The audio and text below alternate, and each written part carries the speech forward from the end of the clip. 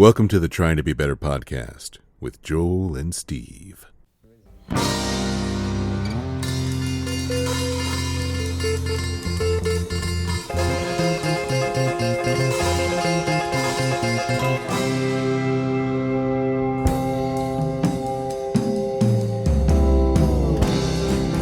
we're doing it. We are doing it. Hey, everybody. Hey, everybody. Welcome to the Trying to Be Better podcast with Joel and Steve. We're trying. Well, yeah. I mean, a little dicey sometimes. Yeah, that word's doing a lot of heavy lifting. Oh, God. My name is Joel. And I'm Steve. And this is our podcast.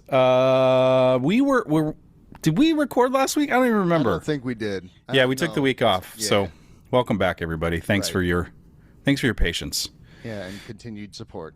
Uh-huh. Find us on social media, TTBB Podcast, or Trying to Be Better Podcast on Instagram, and then ttbbpodcast@gmail.com. We really need to work on our branding. I know. And Blue Sky, we're on Blue Sky now. And whatever that is. Went back to, there's a Facebook page now just to get, the boomers in. Oh, yeah, because that's what we need. Target market, right, exactly. I'm just racing through any sort of housekeeping we have to do because we have an awesome guest, and I just want to get that over with. Is there anything? I don't think so. All right, I'm going to hand it to you because you booked this amazing guest for us, and I'm going to let you take it, Steve. Cool. All right. Well, I'll back up just a step or two. It was at the Frostival Festival thing in Omaha 2 years ago that I first saw the band Wyrmwood, and it was on a really great bill of music. I mean, every band was just phenomenal, but Wyrmwood stuck out in a way that was just unique and kind of special. Like, so they just kind of caught my attention, and so I'm very excited to get to know your singer-songwriter, Cole Eisenmenger, and I really hope I said that right. You did. Excellent. All right. So anyway, I'm stoked to talk to Cole and to get to know him and a little bit more about Wyrmwood. Cole, welcome to Trying to Be Better podcast. It's good to be here. Thanks, Steve. Yeah, right on, man. Glad you're here. I think, first question is are you from Omaha? Are you an Omaha native, or are you a transplant, or? I am a Norfolk native, actually. Okay. So, yep. I was born in Kearney, but my family, both my parents grew up in Humphrey, Nebraska, which is about 30 minutes from Norfolk, and they kind of settled down there when I was really young and grew up, went there, got real into music and drama and the arts kind of in high school, and then ended up moving to Lawrence after high school to study. Yep, Kansas, yep. Okay. Mm-hmm. Went to Weird Lawrence, and kind of found myself there. Keep Lawrence weird. Keep Lawrence weird. Keep Lawrence weird. That's what I have. Yeah, right. Similar to Austin, man. Right. Yeah, got to keep that place weird. It got less and less weird as time went by. Actually, while I was there, I feel like the music scene, one of the companies, the production companies that put on shows kind of went under right towards the end of my time there. And so music, the music scene started to go down a little bit. So I'm hoping Lawrence is doing good these days. But yeah, it was good times there overall. I got to study music therapy there, and that's what I do for a profession now. Cool. I'm a music therapist here in Omaha for a hospice company called Endless Journey. Dude, wow. That's amazing. Yeah. That's really cool. Mm-hmm. Yeah, I've seen videos of you doing that, or at least one. Mm-hmm. That's so cool, man. Anyway. Yeah, I really enjoy it. I don't know what I can't see myself doing anything else at this point. Right. It's been a good career for me. Well, what a beautiful way to make a living. Right. Yeah. Mm-hmm. So I have some connections I grew up in Columbus, Nebraska, so that's in the same sort of vicinity as Norfolk and Humphrey. These are places that I've definitely been around, and they're big enough to have cool folks that want to do cool things, but also small enough that everybody doing it. So right. I like that. That's great. So what? How'd you get from Lawrence to Omaha? So I guess my first job was in Omaha, after school. I moved to San Diego for my last 6 months of school, for an internship. Sure. And, got my clinical hours in and then moved here. for my first job, and that one lasted like a couple of years, and then I ended up going full time with the hospice company. That basically I was working for a middleman company that was charging a lot, and I was getting very little. And most of my work was at this hospice company, and they're like, "We want you," and so they kind of poached me. I'm not gonna lie. went against a non-compete, and they tried to sue me. Long story, but oh wow. Didn't work out for them. No. What a weird world to get involved in a lawsuit about, that's wild. Honestly, it was really, really weird, man. Like, it felt like very gatekeepy, like not allowing me to like progress. Yeah. And, if they can keep you, down and keep you generating all that revenue for them. Yeah. Exactly. Yeah. Well, all they were doing really, it was very impersonal. That like my boss lived in Minneapolis. Mm-hmm. My true team was like this hospice team. I was going there every week to meetings, and it just felt so weird. Like, and then just people trying to like, or like my old boss just trying to, blame me and make me feel like a terrible person for like stealing their contract and all these things. It's like, no. I'm getting paid per session. I'm not getting paid salary. Yep. I'm losing 75% of my work if I don't go with them. And so, like, I don't have any income. It's like, I don't, and then you're going to try, I don't know. We don't have to go too far into that, but yeah. No. That's, I understand. Salty Sunday this morning. Yeah, right. That's actually, I have no idea how right on time that is with us. So. What really grinds my gears about, no, let's not do it. So what, I'm sure that you grew up a musician listening to music and playing music and learning music because the Wyrmwood music is so expansive, interesting, multifaceted. I want to talk about that, but I didn't know that you did music therapy. Can you talk a little bit about like what were some things that led you to that path versus just like only thinking of yourself as a musician for just musician's sake? Like what about that world, that work called you to do that? Because that's as an artist too. Like when I was coming up, I'm a theater artist. I always kind of was curious about drama therapy and studied some of that stuff, and so that was one of the paths I was considering taking. Can you talk a little bit about what led you to that? Yeah, so my senior year, I kind of knew I wanted to do something with music. I was looking at either music education or music therapy. I knew I wanted to do something with music to affect people's lives. And I didn't know in which way yet. So my senior year, I started to, I was a teacher aide for a junior high class for my music teacher. And I just kind of experienced how much those junior high kids were just tearing him apart and stuff. And I'm just like, oh my gosh, I can't do this. like, and even teaching, like, I don't know, I've even figured because I've tried to teach guitar and stuff before, and it's just not really my thing. I just kind of figured out through my experiences that wasn't my calling. And so I didn't know for sure about music therapy either. My mom heard about it from do you guys remember Gabby Giffords, the Democratic congresswoman from Arizona? Yeah. She got shot in the left hemisphere. Her brain had a frontal traumatic brain injury. Yeah. She had a huge story on her I think ABC put it on. Just talking about music therapy and how much it helped her get her walking gait back, and and how much music therapy collaborated with physical therapists and occupational therapists, and it's a huge story. And that's what really kind of got me looking into it. I was like, oh, this is cool, And so then I went to Omaha and shadowed a music therapist at Omaha Public Schools, and I was like, this is really cool. This lady's working with people with disabilities. There's so many different routes you can take within the field. And so just seeing that and seeing that there's not just one thing, it's not just rehab, it's not just working with disabilities. It's, whereas like teaching, if you go get a teaching degree, you're going to be teaching junior high, high school, elementary, it's kind of like set, Yeah.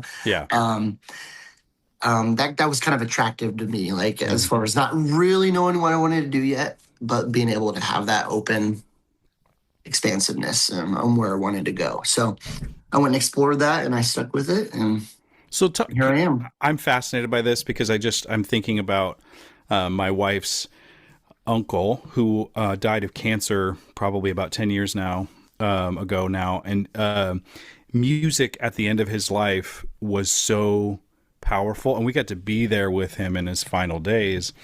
And I'll never forget him, like the places he would go listening to music from his past, like Fleetwood Mac's Albatross, that song. Like I watched him sort of transform in the end of his life. What sort of work are you doing with hospice folks and music? Like I'm just curious about that. Yeah. So it's work. Absolutely. It's all about what music was in the patients that I'm seeing in their lives, basically. So as a general rule of thumb, if I'm seeing a patient, who can't really communicate with me, someone who has really advanced dementia, perhaps like they're in a home and their family lives out of town, that happens a lot, like I'll sometimes consult with the family to find out like what their preferences are and really what their history of music is. Otherwise, when I assess, I kind of look at what the era was when they're like 15 to 25 years old. Like I've found like oftentimes that's where the bulk of like our huge influence comes from. I know I can speak for myself. That's a huge part of where I form my, my preferences in music. So I come in and I use music in various ways. Sometimes it's just sitting at bedside and playing, that's therapeutic in itself. Yeah. Sometimes it's a little bit more, we're using techniques like using tactile stimulation and different forms of stimulation to help orient them, help kind of bring them in. And the music is great at that. Sometimes the music, you just use, you always try to use the music to meet a patient where they're at. I'm not going to come in and like someone's feeling all anxious and start playing Kumbaya, or like somebody who was, came up in the 40s, 50s, 60s and be like, have you ever heard of Cannibal Corpse? I thought maybe Cannibal Corpse might be interesting. Right. Oof. Yeah. Never done that one. Good. It's a funny idea though. Right. Death metal? Is that going to? Yeah, death metal. That goes with death, right? Right. Yeah, right. No, but I've used songwriting before with patients as well. And then also getting families involved, like it's super important in hospice, the grieving processes that families go through. And you can target that with music. You can do legacy projects. Like I've done heartbeat recordings where I mix in some really special songs. More often than not, I record the songs myself and then attach them in GarageBand. Just do like a simple, just kind of keepsake for family. I've had a family put that recording in like a bear before. Like, oh wow, get a bit, yeah. And so like it just for their kids, this was for a pediatric patient because Endless Journey has the only pediatric hospice program in Omaha. So I'm seeing lots of kids all the way up to I've seen like a 103-year-old lady before. So wow, yeah. It's very interesting. The memory patients like Alzheimer's or dementia. Have you seen somebody like you're playing a song from those formative years and it like gets through to them? Oh yeah, absolutely. That's awesome. So many times like I go in there and the patient has like word salad, just can't really communicate, sometimes silent, can't even talk at all.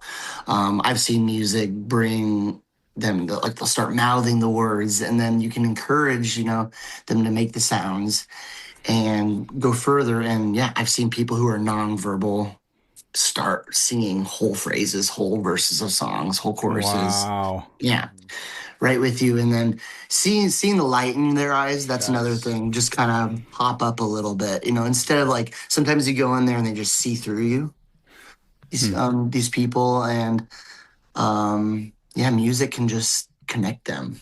And research shows that when you are actively making music, you are literally making neural connections in all the hemispheres of your brains. I'm not talking just a few. I'm like, you are making those connections, and that is a huge explanation for why some of these dementia patients are finding these abilities to sing again, to connect again. And I even seen after songs, after they sing, like they'll be able to maybe talk a little bit afterwards and stuff, and it brings it out. So yeah, it's not just the music; it like makes that connection, and then for a moment there, they can be there with you in a way they haven't for a while. So that actually explains a lot.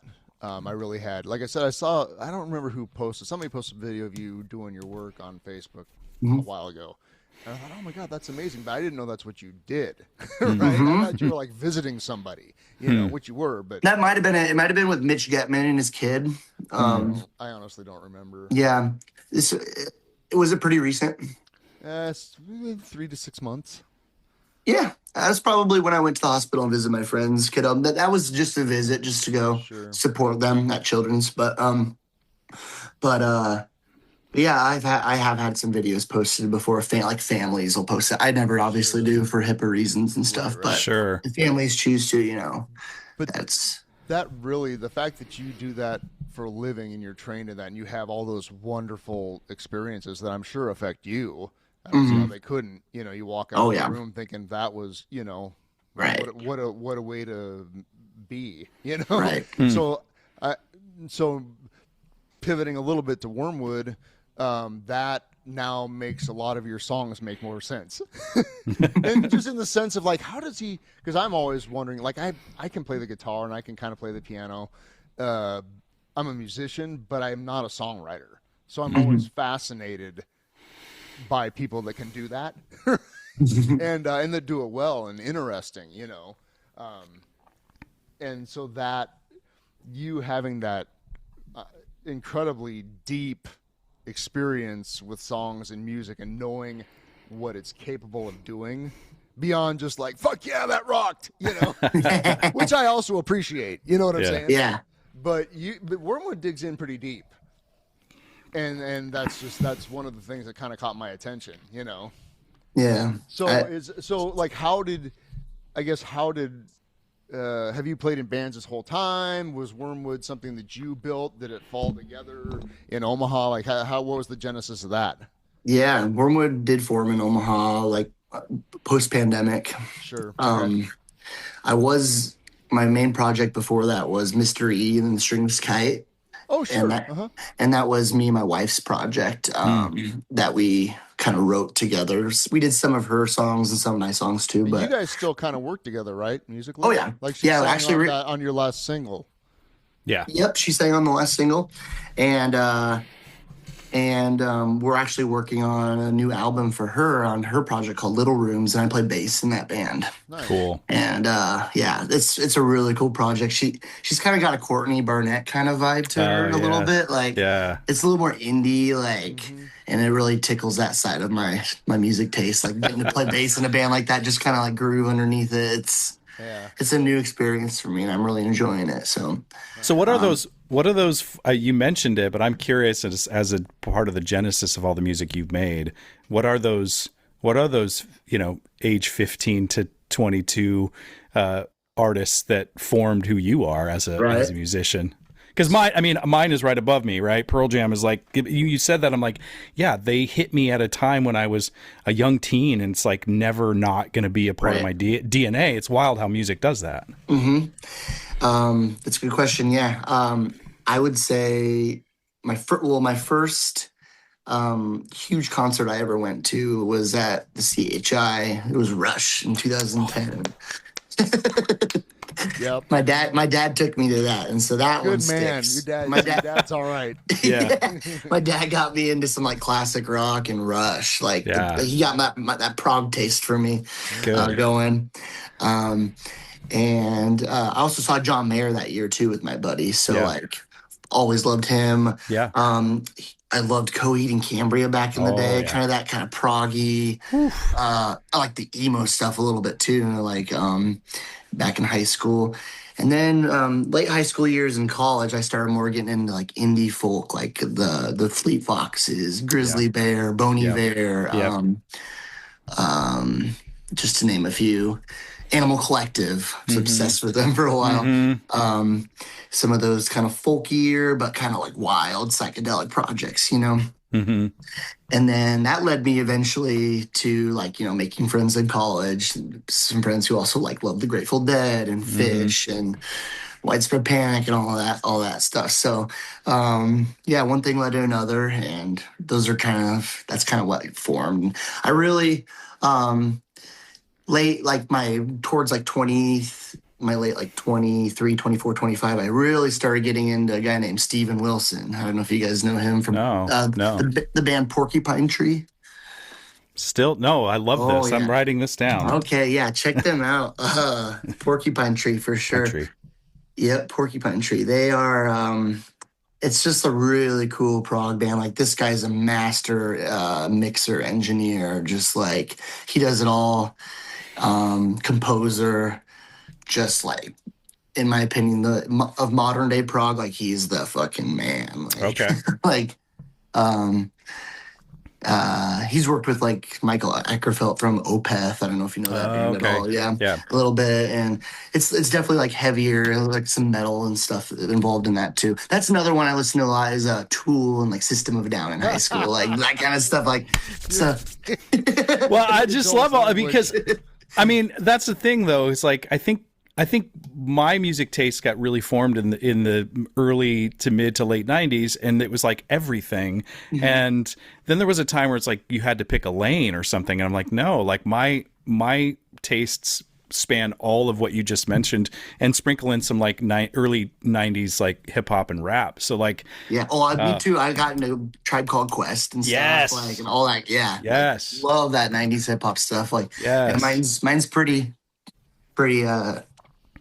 expansive too, my tastes as well. So yeah, that's great. Yeah. I listen to one band. It's called the Grateful Dead. No, you don't. You listen to more. You do.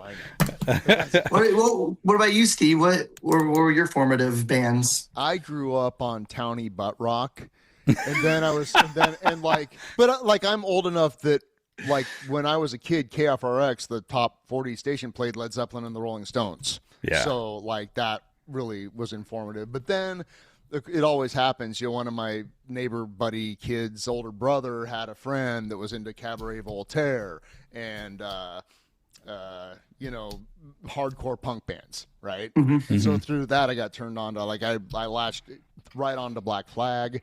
They terrified me, but I also couldn't stop listening to them, you know. And then I also went through like the Smiths for a minute, you know. Yeah. I can't fuck Morrissey, but anyway, Johnny Marr's still, he's the man. Yes. The Police. Forget about it. God. I could listen to Stuart Copeland just all day, every day. You know, I could listen to his hi-hats forever. That's what I'm saying. Yeah. Yeah. He almost, So, and then, you know, I got turned on to the Dead at a really important time. You know, my first show was at RFK Stadium in 1990, and you know, they cracked out the Big Dark Star and all that, you know. I mean, I literally looked at my buddy Gary, who had been to one show before, so he was the expert, you know, and I turned to him and I said, I really wish they'd play some nice music. I thought this was a hippie band. Yeah, what are we doing here? I mean, like Mickey Hart was just knocking my dick in the dirt. And, you know, it was just horrible and amazing, you know, so that was really fun. And then like I saw the Garcia band 25 times between 90 and 93. So like I miss that dude a lot. But I also like Joel is really like I was not into the Seattle grunge tip at all because I was knee deep in the Dead. And, you know, I didn't like whatever, you know, and but through Joel largely like I've come to appreciate a lot of that music. And so, you know, I'm kind of like, well, you're never late to the party, but I'm coming in, you know, as people are leaving on a lot of music that's really been really fantastic. So well, it's never too late. It's never too late. I mean, that's the thing. It's never too late. And music is like, and just hearing your journey as a music therapist and as a musician, I want to talk about Wyrmwood too, but like music is the closest thing the closest like tangible thing we can see to actual magic, like on a neurological level, like you explained, but just as like time travel and like entering a timeline and leaving it at any point. Like music is all of those things. It's audio, magic for sure. Like, and working together and making music with people. Yeah. That's another thing. Like, oh my God, it's alchemy. Kind of it's real alchemy. It is. Yeah. You are combining energies in a way that you can't just. Well, think about it. When you're communicating and talking with somebody, you're just talking to one other person, right? Mm-hmm. If you're making a music with a 6-person band, you're communicating with 6 people at one time.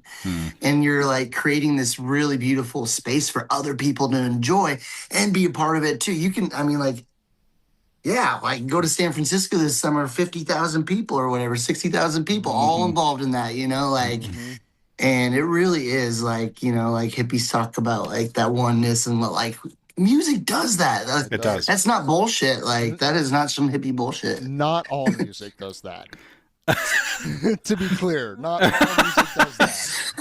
But the music I like does that. Yeah. I think there are. I don't know, man. I'd push back on that because I think that even the music I don't have a taste for. If people, that's the thing. Like, I really want to. When I was listening to Wyrmwood, I really want to see you guys play live because I'm listening to it. I'm like, I really need it. I have an experience with this, but I really want to have the experience with you in the room. But I feel like people that go see fucking Dierks Bentley are all having. Yeah, okay. Do you know what I mean? Like, just to be. I understand what you're saying. It's like go to Dierks Bentley's song and they're singing every single word to their song. Yeah. Or like Billie Eilish. I went to see Billie Eilish, which was a fantastic show. Oh yeah. Yeah, I took my daughter to see Olivia Rodrigo at the CHS. Oh, she was fantastic. She was amazing. That was like one of the best shows. Oh, she's a rock star, dude. Like, she's been, yeah, and then, but like the whole entire crowd, I wanted everyone to shut the fuck up because Billy's got Billy's got such a tender, kind of whispery voice, and then you got all these terrible singers all around. Shut up. I saw Bela Fleck at the Rococo Theater in Lincoln like forever ago, 2000 maybe, and he literally stopped the show and said, "Look, we're playing acoustic music up here, and y'all need to. It's really distracting. Like we're playing very complicated, very intense music, and when you guys are sitting there talking, it's really distracting, and we're not going to be able to play." Yeah, and I was like, my man. Yeah. I was like, shut the fuck up. It was great. Yeah. So anyway, so you guys have put out how many full-length albums? We've done one full-length and we did an EP before that. Okay. Mm-hmm. You got to tell me about the bobblehead. What was up with the bobblehead on the cover of, I forget the song. Yeah. So the bobblehead, I got that always with the intention for this album cover. Like it's part of the concept of the album. And I used it within like a single that I released earlier in the year as well. I took it to JCPenney's and it was called Give Myself Away. And I just like took a picture of it, of me handing my bobblehead to this like mannequin. That's right. Wow. I look like a freaking freak in there. I tell you what, the looks I got, man. I should have went to Lovers Luxuries instead. Oh yes. Right. Or Spencer. All of a sudden, I was in Benson weeks later after, and I saw Lovers Luxuries with all these sexy mannequins, and I'm like, why didn't I step in there and get myself away to one of those? Well, maybe it could be the continuing adventures of the bobblehead. Yeah. There's going to be there's room for more adventures with the bobblehead for sure. But this in particular, the album cover, I created kind of a shelf scene.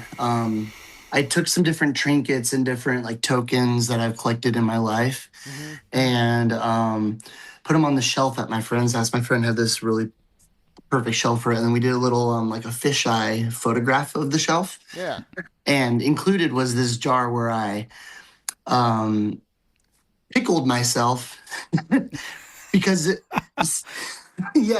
and awesome. there's even dill inside of it, and it had a really cool effect. But really, what it's about is the self-preservation of ourselves and how we try to contain all of our experiences in life. And so these songs in a way are a container as well. Like that container represents all the songs, all the experiences, everything we've ever done. And towards the end of the album, there's a song called Expiration Date. And in that song, I bring in the character Pluto, who's the godhead of death in mythology. And he comes in, he opens the jar. And the jar is supposed to be, sealed and preserved. When you open that, that's when you allow, the liquid to evaporate, to start to decay and just accept your demise, right? And so me being in hospice, obviously I'm around it a lot. You think about death, you're around it a lot. So this album has a lot of themes around death and also us trying to self-preserve and preserve ourselves away from that, right? In Western culture, like we don't, so often we're scared of it and have so many feelings beyond it that aren't acceptance and just and pure, just being okay with it, So my hope for this album is that it hits people and people are more okay with death and whatever that is, death to a relationship, death to your own earthly body, your death to whatever that is. Like you can make that own meaning for yourself, but there's a lot of songs that center around that in it. And so I'm hoping it's a healing album for people. This isn't just like a rock and roll album. This is supposed to be very introspective. Supposed to put it, in your living room, just sit there and listen to it with your headphones on or on wax, because we're gonna have a double vinyl available. Oh, good. Well, so that's like back the album, the Jump in the Water record. I had ordered a copy from you, and then it kind of sat for a while because I don't really do that a lot. Like I'm kind of moving, right? But we got snowed in one day last year, like not going to work kind of thing, and then I just saw it sitting on my, records to play thing. I thought, today's the day. I'm listening to it, and I put it on and sat down and was just immediately transfixed. Like I love the production. I love the songwriting. It immediately took me to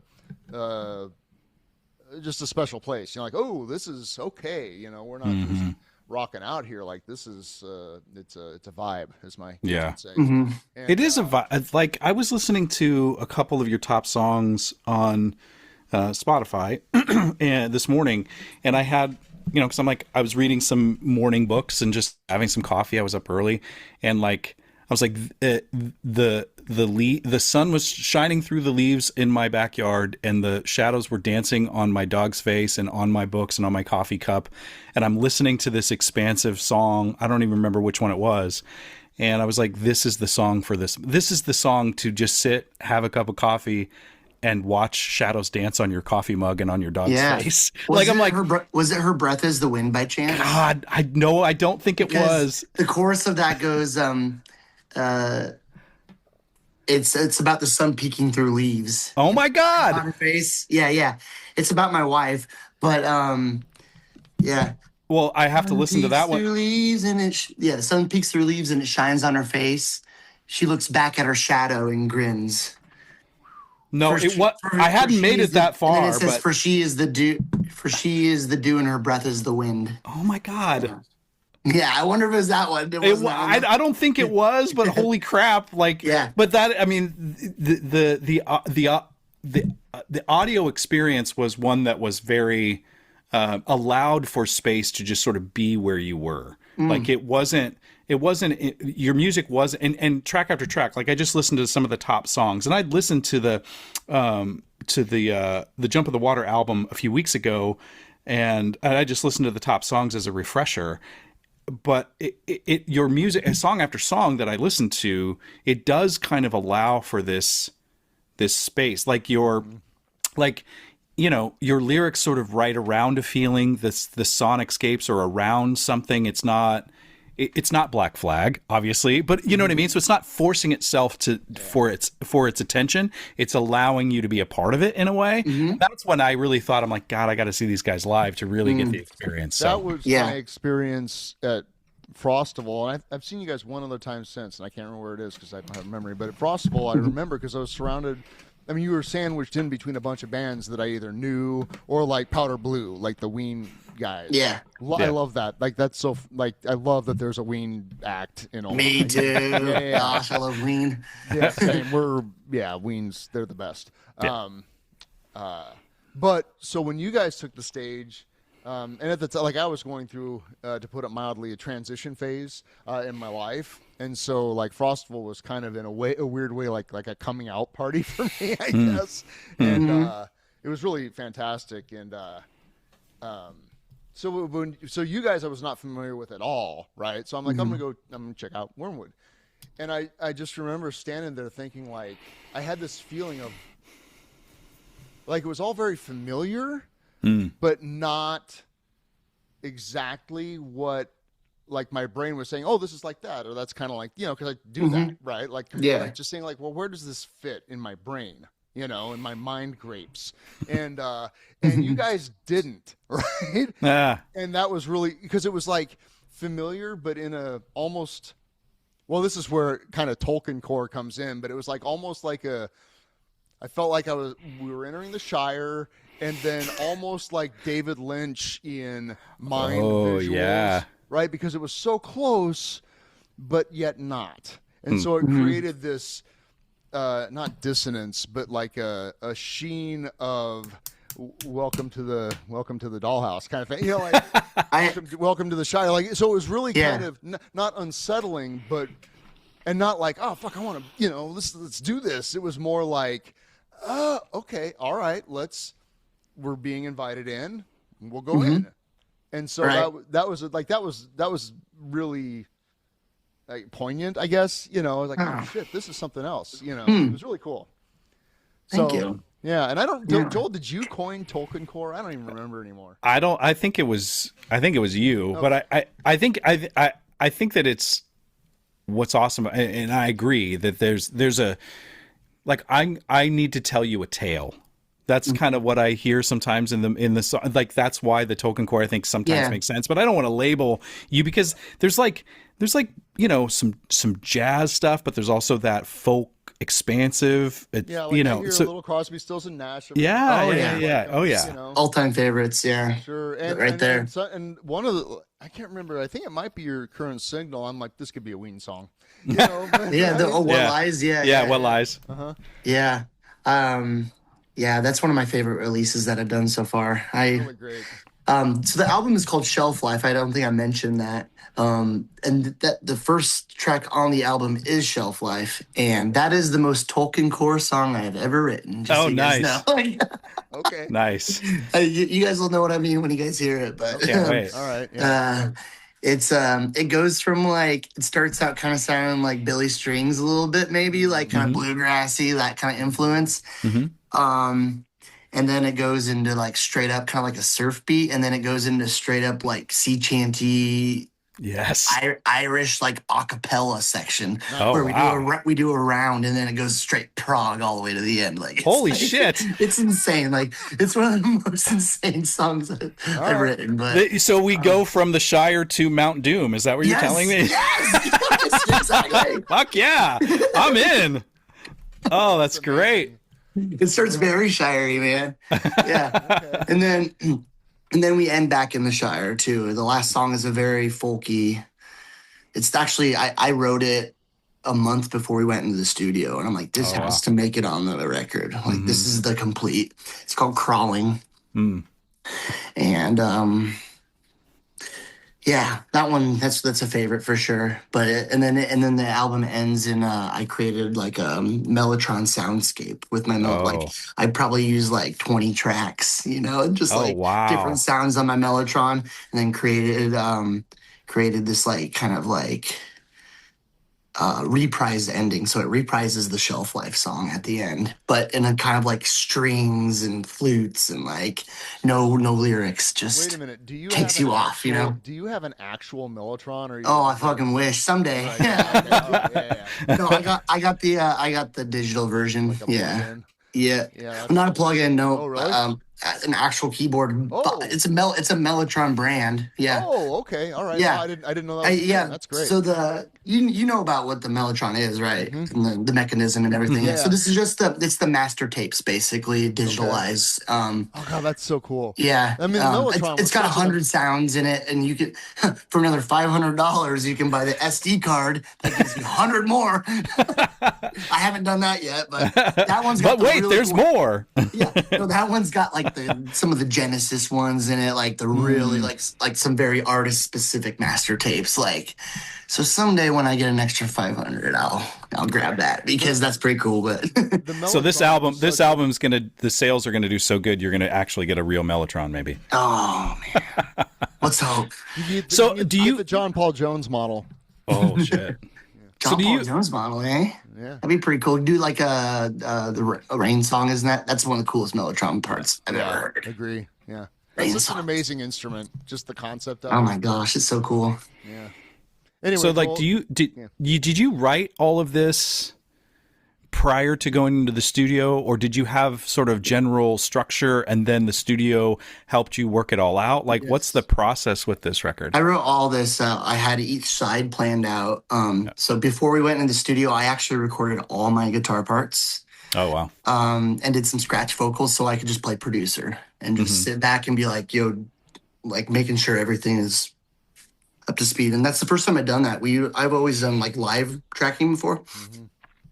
And I really like this experience of doing it that way because the guy I work with, Ian Aiello, here in Omaha, me and him get along real well and have really developed a good chemistry. He mixed the last album too. He didn't record it, but this time he recorded and mixed it. Nice. And that was just a great experience. We went to Make Believe here in Omaha. And they got some great gear in there. And yeah, it was a really cool experience. Like, so do you consider Wyrmwood primarily a studio band? I would not. I would say we are equally live in studio. This is our first like super studio. Like the last one I feel like was pretty live sounding. We had some overdubbing and like there's one solo that got kind of glitched out. Our mixer actually kind of did like this reversing. Like, I don't know if you can remember in the song Desire, I think it was, where he like kind of reversed some of these guitar and like kind of pieced it together. Like really cool studio magic kind of stuff. He kind of did that. But this one, man, like we have tons of guests on the album on this one. Like we have Oliver Craven from Sierra Farrell Band. He played fiddle he's the violin on the single that we released. Sure. And then he's also on another song. And then we have Mike Robinson, who also just joined Sierra Farrell's band. And he played with Railed Earth. He's Railed Earth's like pedal steel and guitar and banjo player. That's a nice pedigree.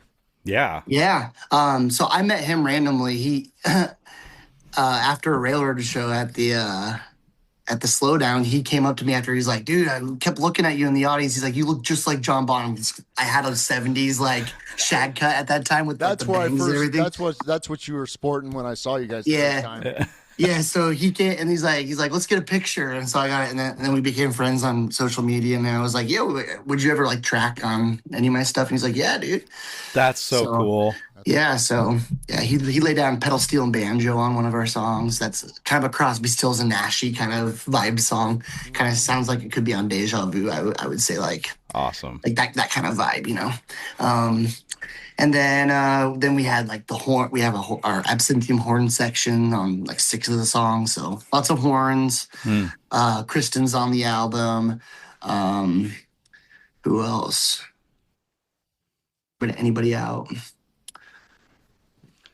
No, lots of really good guests though. Yeah, like yeah. And when does it drop? Like when do we get to hear all this? November 21st is when it drops, and we're doing a show at the Slowdown. Cool. To celebrate, and that's gonna be with Funk Trek. We're gonna be the middle band, so nice.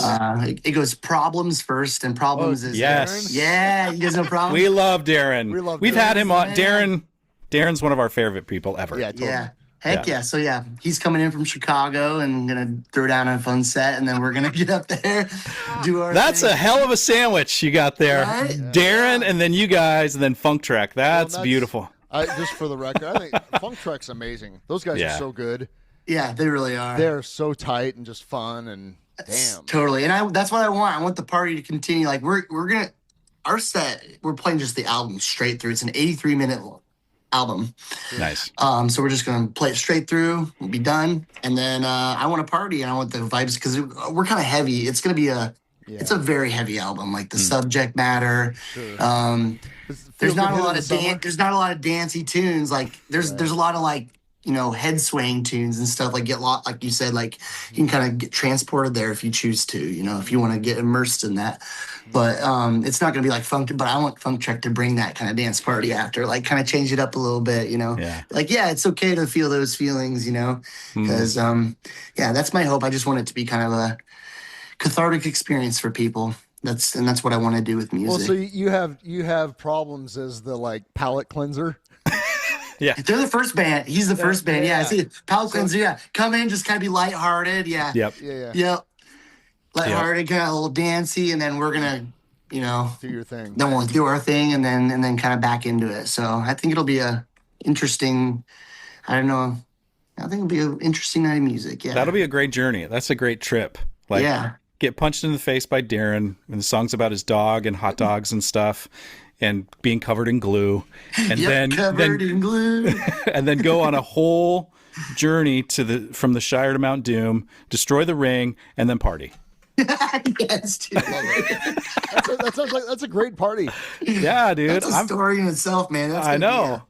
I'm stoked. Don't miss this, folks. No, do not. Yeah. So is that you doing that show the day the album drops? Then on the 21st at the Slowdown? Okay. That's correct. Yep. And we're going to have a whole new merch line. I'm having Kevin Lang here in town. He's making a bunch of tie-dyes, and we're going to he's great. Screen print Wyrmwood on it and stuff. So cool. Have some real like one of a kind shirts. Literally, like each one will be unique. Oh, got some new hats with leather patches on it. New stickers, the vinyl CDs, I'm coming in hot with some new merch for the show. So why don't we have hats with vinyl patches on it? Or because we're not as cool as Cole is. Oh, come on. You guys are awesome. So what are you going to do? Are you going to tour is that a thing you do? I mean, I know you've got a full-time job. Like, are you going to try to share this stuff as much as you can? Are you going to get out? Yeah. Are you going to tour around at all? That's definitely a goal. This spring into summer, I would like to do like little week or 2 week runs here and there. Cool. I'm going to save up some PTO and get that done. My company is luckily very chill. Like even if I wanted to probably take a little non-paid time off, they would let me because that's good. I've been there for a while. We just have a good relationship. Yeah. So definitely something I want to do. I've never hit the road like that before in my life, and it's what I want to experience. Time. And I want to get it out there, man. I get to spend a week, 10 days in a van with like 7 dudes. Yeah, sounds amazing. Man, what? Yeah, yeah. Nothing. So we're kind of starting to wrap up our time here. We want to respect your time and. Joel, I'm teeing Joel up to ask his questions that he always asks. I always ask because I'm always curious. It's like I grew up, like with inside the actor studio as a young actor. I was always just glued to that. And what's his name always had questions. These are not those questions, but I'm always curious, especially anybody we talk to. Like, what are you currently reading? Listening to, watching, like what are the things that what are you into right now? Like right now I'm like I'm reading the Dune series because I've never read them. So like what are some things that you're consuming, interested in, listening to right now that really kind of get you going? So it could be books, TV shows, movies, music, whatever. This fall I've been rewatching some of like the Alien films. That's been really fun. Yeah. Nice. Yeah. So that's been a good time. As far as music goes, I've really gotten into this band recently called Improvement Movement. I know that name, but I don't know why. They're the best band in the world right now. I tell you guys what, they are phenomenal. They came to Power and Progress this year actually and played. That's why. Mm-hmm. Yep. And I discovered them. I was at a Fish show coming up on some trippy stuff. And and I heard these songs on the PA, playing before, and I was like, "What is this?" So I Shazammed it. Me and my wife were laying there just in the grass, like it was at Deer Creek, Nice. waiting for fish to start, and I was like, who are these guys? It sounded like Simon and Garfunkel, like meeting like Crosby, Stills and Nash, like all the favorites, but new still though. Like just something about him was so magic. So I looked him up and I discovered their improvement movement. They had like 2,000 followers on Instagram at that time. Like very little known. They're like this band out of Atlanta, but sure enough, they're like touring all over now, the small clubs and everything, but they're a band to keep on the radar. I feel like they could take it there and get huge, but oh my gosh, their lyrics, just their musicality, their harmonies. I haven't heard vocal harmonies like that years. Like they're just like the best. So I've been preaching the word of improvement movement, and they kind of have a culty shtick to it. They kind of lean into that, like it's the improvement movement. Join us, like. Right. Joel and I can't relate to that on any level. I love that shit. There was a time when like the polyphonic spree was going on. Like I should just join that and do whatever that is. That's what I need to be doing. I need to just join that cult and follow them around. But improvement movement, got it. Yeah, it's great. So they've been loving that. As far as like listening to like, I watch like the Daily Show. I get a daily dose of not daily, but like Daily Show. I like to listen to John Oliver, and then I also like Tim Dillon. I don't know if you guys have listened to him before. That is. He's kind of like a rage, kind of like some people would consider him leaning right a little bit, but like I would say he is quite neutral. Like he really just this really smart comedian who's hilarious. Like just like very Tim Dillon. He says shocking stuff, but like it's like this guy's funny as hell. Like there's something about him, and then like I gotta get my balance, in this world. Like I don't want to just get one. I can appreciate it all, and he doesn't talk all politics either. But he's just a funny dude, and so I subscribe to him once in a while. Nice. Get a little bit of him in, and more than any, I'm more of I like to listen to like audiobooks or podcasts more than I do reading. My ADHD with reading, it's so tough for me, man. Like holy crap. I wish I was a better reader, man. Like that's like I bought I listened to the first Dune book because I wanted to read them, and I bought the second one to force myself to do it, and it's tough. Like it's like I used to love to read, but it's like you're right. Like hey, when I was a kid and I was on meds. Right. Right. Maybe if I want to read, maybe I just need to start taking Adderall. I don't know. Oh god. Sure, a doc would give me it. Right. But I got away from that stuff when I was like 21. So what's an audiobook you really dig lately? Or I haven't listened to an audiobook in a while, actually. Hey, Can I answer that question? Sure. Because I just finished A Cartoonist's Life, which is a biography of Robert Crumb. Oh yeah. And highly recommend. First of all, he's a character to say the least, and second of all, it's a really excellent history of the United States between like 1920 and 2022. Nice. It's a really well written book, and the guy kind of the writer / reader. Every once in a while, I think he gets a little apologists for Robert Crumb because whoa, there's a lot happening there, but. Overall, it's fascinating and occasionally really hilarious. So, nice. Yeah, The Cartoonist's Life. Cartoonist's Life. All right. What was Improvement Movement? I got to listen to some Improvement. Oh yeah, the album Slump. It is best album of 2024 in my opinion. Well, if it's good enough for Fish to play like between sets, it's good enough for me. I'll take it. I mean, your recommendation too, but and I heard they're still playing it too. Like my friend Josh told me, he's like, dude, they played it again before the show. Like they're still getting it out there. Like that's good. Yeah, whoever the sound guy is, whoever's running it out there, must be a huge fan or discovering. Right on. Well, anything else that we need to know about Wyrmwood or you? Anything? I mean, so the show is at the Slowdown on the 21st. The album comes out the same day. I'm assuming you can get tickets through Slowdown's website. Yep. Or you can hit me up. I got some fee-free tickets too that I can just put at will call for you. Yeah, I got some hard copies. So, yeah, you can DM me at Cole Eisenmenger. Cool. Or Space Cadet 1992 on Instagram. Space Cadet 1992. It's my birthday. Yep. And then we do have more shows. We got that weekend. We're going to be at the Bodegas. Cool. On the 22nd. Cool. Floyd is playing that night, so we decided we're going to do like the Floyd after party, you know, after the bourbon, and play the album in its entirety as well.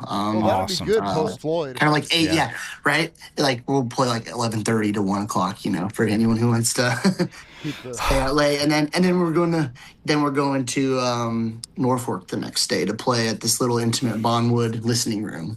Nice. My friend Woody.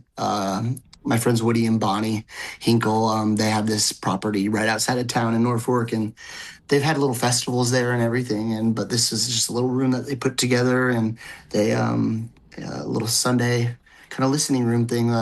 It's not, less of a party, and you just kind of go and sit down and like listen.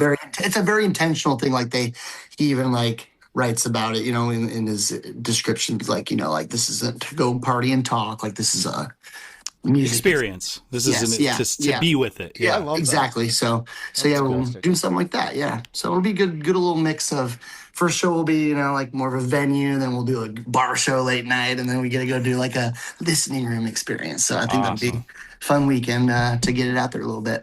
That's awesome. Great. Well, dude, thank you so much for this, thank you guys for having me. This was fun. Nice to meet you, Joel. Yeah, good to meet you, Cole, and I can't wait. Can't wait to see the band live. Can't wait for the new album. And thank you so much for talking to us. We appreciate it. Anytime. Right. Hope to do it sometime again. Love it.